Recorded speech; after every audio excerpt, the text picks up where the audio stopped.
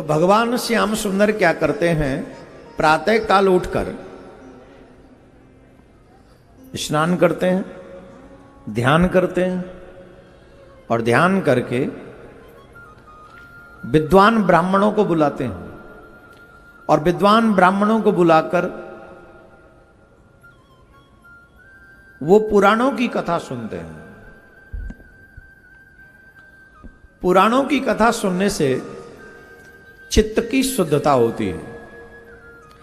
अभी जैसे आप कथा सुन रहे हैं, मोस्टली लोगों के चित्त में बात आ रही होगी कि नहीं ये बात सही है, हम लोग भटक रहे हैं, ऐसा नहीं होना चाहिए, ऐसा होना चाहिए, मानव जीवन बार बार नहीं। मोस्टली लोगों को, दो चारों को छोड़ दो, दो चार लोग तो अभी भी कह रहे होंगे हाँ ठीक है, ऐसे ही सुनते रहते हैं, हर बार ऐसा ही होता है। लेकिन मोस्टली लोग कह रहे होंगे नहीं बात सही है। किस किस को लग रहा है कि हम जो कह रहे हैं वो सही है? नीचे करो।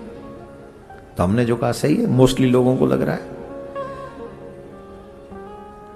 अब प्रश्न यह है कि भागवत सुनने से, वेद सुनने से, पुराण सुनने से हमें सत्य और असत्य का पता चलता है।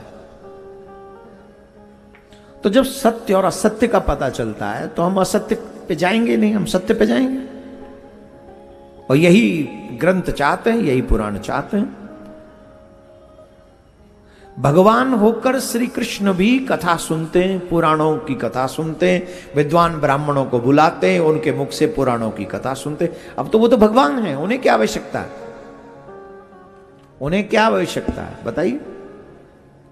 नहीं, उन्हें आवश्यकता है। बोले क्या? पृथ्वी पर भी आते हैं वो हमें लेसन देने के लिए, हमें सिखाने के लिए। चाहे वो राम के रूप में आए, चाहे वो कृष्ण के रूप में आए, चाहे किसी भी रूप में आए, वो हमें सिखाने के लिए आते हैं।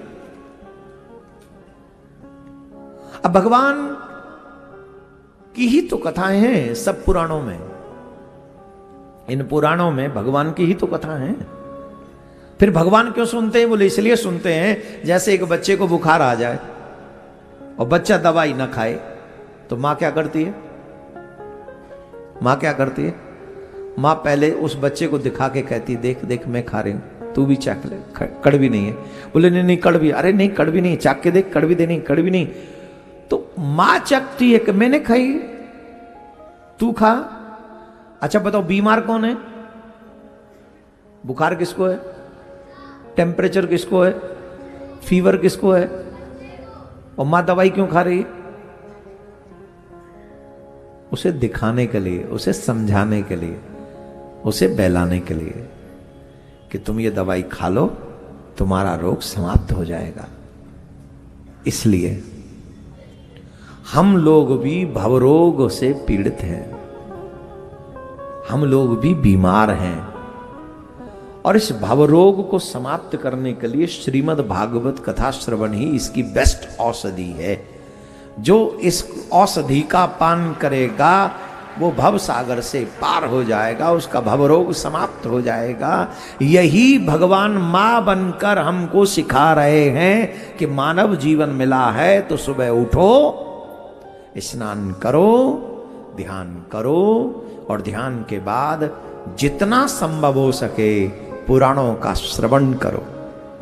अरे गंदे गाने सुनोगे तो गंदे वर्डिंग तुम्हारे मुंह से निकलती रहेगी। फिल्मी दृश्य देखोगे तो तुम्हारे जीवन में वो फिल्मी घटनाएं घूमती रहेंगी, वही करने का मन होगा। और अगर तुम कथा सुनोगे तो तुम्हारे माथे पे तिलक आ जाएगा, गले में तुलसी आ जाएगी, हाथ में कलावा आ जाएगा, मुख पे भगवान का नाम आ जाएगा। क्या बोलना पड़ेगा? क्या बोलना पड़ेगा? क्या बोलना पड़ेगा? अब सच्ची सच्ची बताओ, किसी फिल्मी थिएटर में ये बोल सकते हो? क्यों नहीं बोल सकते? क्योंकि वहां का माहौल अलग है, वहां का विचार अलग है, वहां का दृश्य अलग है, वहां की घटना अलग है, वहां की लर्निंग अलग है, वहां भटकाव है, वहां नरक का रास्ता है। और यहां सदमार्ग है। यहां से सीधे अगर समझ में आ जाए तो ठाकुर के धाम जाने से हमें कोई नहीं रोक सकता, कोई नहीं।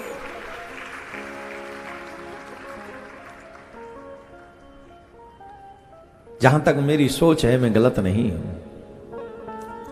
ये पुराणों का आश्रय और जब भगवान होकर, वो गोविंद होकर, और अकेले नहीं सुनते कथा, अपने बच्चों के, पत्नी के साथ बैठकर कथा सुनते हैं। आज सनातनियों के परिवारों में इतना विघटन क्यों आ गया? क्योंकि हमने अपने बच्चों को धर्म से दूर कर दिया है। आज बच्चों के साथ हम मंदिर नहीं जाते, आज बच्चों के साथ हम कथाओं में नहीं जाते। आज हमने घर में ही मंदिर बना के रख लिए हैं, और उस मंदिर की सेवा भी एक बुढ़िया करती है या मम्मी करती है, बच्चे उसके पास भी नहीं भटकते।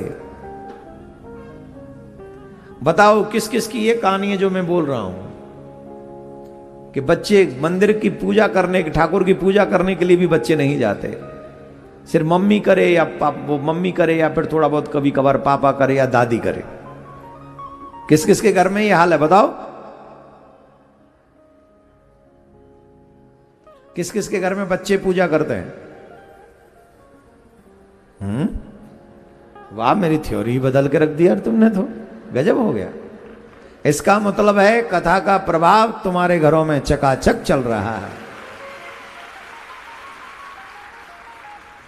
किस किस के घर में बच्चे किस किस के घर में बच्चे पूजा करते हैं ठाकुर जी की? अच्छा नहीं, तुम नीचे करो। बच्चे कौन कौन बच्चे पूजा करते हैं ठाकुर जी की? हाथ उठाओ, हाथ ऊपर रखो। इतने बच्चे पूजा करते हैं, वाह। कौन कौन बच्चे कथा सुनते हैं? ये एक और नया लेसन है। ये कथा सुनने के बाद बच्चे पूजा करने के लिए तैयार हैं। ये देखो, इसका मतलब वो बात सार्थक हो गई जो अभी हम बोल रहे थे। अगर आपके बच्चे रामायण पढ़ेंगे, कथा सुनेंगे, भागवत सुनेंगे, तो क्या होगा? भगवान से जुड़ेंगे। फिर पूजा घर में आ जाएगी, भजन घर में आ जाएगा, तिलक माथे पे आ जाएगा, तुलसी गले में आ जाएगी, कल्याण निश्चित हो जाएगा, उद्धार निश्चित हो जाएगा।